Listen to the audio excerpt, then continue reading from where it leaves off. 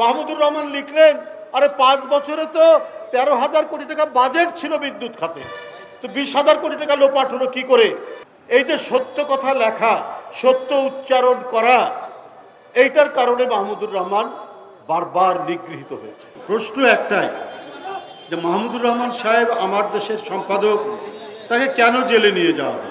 তারেক রহমান যেন ফিরতে না পারে সেই ব্যবস্থার জন্য আপনারা এই কাজগুলো করুন, এগুলো পরিবর্তন করা যাবে না। আইন উপদেষ্টা সাহেব নিশ্চয়ই একজন গুণী মানুষ, আমাদের অত্যন্ত ঘনিষ্ঠজন, কিন্তু বিপ্লবী সরকারের দায়িত্ব তো প্রচলিত কোনো আইনকে সেটার উপর ভিত্তি করে কাজ করা নয়।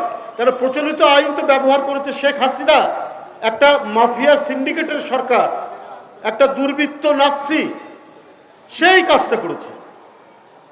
ফৌজদারি আইনে 1 বছরের বেশি সাজা হলে তাকে কারাগারে যেতে হবে। তো এই আইনটা এখন মানা হবে না, হবে কেন? আইন তো ধর্মগ্রন্থের শ্লোক নয় যেটা পরিবর্তন করা যাবে না। এই বৈপ্লবিক পরিবর্তনে এত ছাত্র জনতার যে আত্মদান, এত রক্ত এখনো গড়িয়ে যাচ্ছে।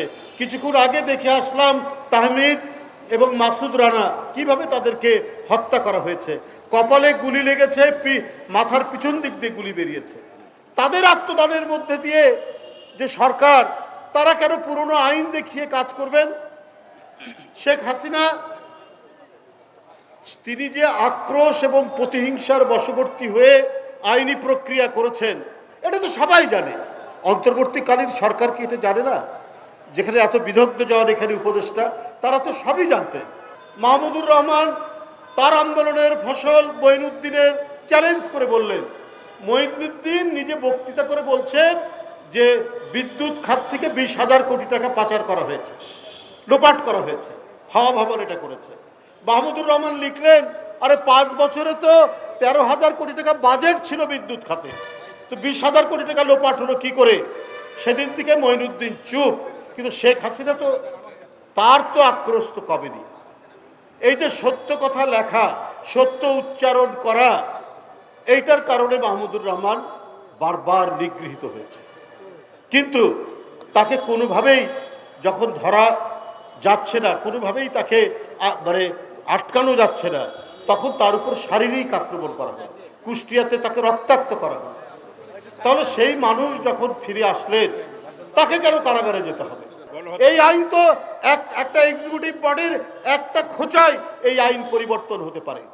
তাহলে আপনারা কি কোথাও ভয় পাচ্ছেন, নাকি আপনাদেরকে কেউ নির্দেশ দিচ্ছে কোনো জায়গা থেকে যে আপনারা এর বাইরে যাবেন না, এইভাবে আপনারা কাজ করবেন, আপনারা দেশটা তারেক রহমান যেন ফিরতে না পারে সেই ব্যবস্থার জন্য আপনারা এই কাজগুলো করুন, এগুলো পরিবর্তন করা যাবে না।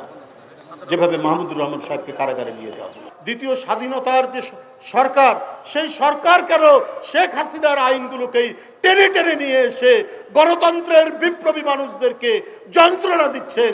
এইটা আজকে গোটা জাতির আজকে প্রশংসা। জনগণের সেন্টিমেন্ট বুঝেই তো আপনাদেরকে কাজ করতে হবে। আমরা কি শেখ হাসিনার সরকারের মতো ডিসি মোনাজাত করছেন? চট্টগ্রামের ডিসি মোনাজাত করছে কাদেরকে নিয়ে?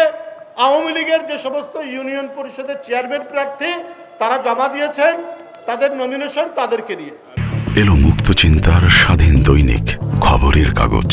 এখন খবর হবে নিখাত, নির্ভীক, নিরপেক্ষ।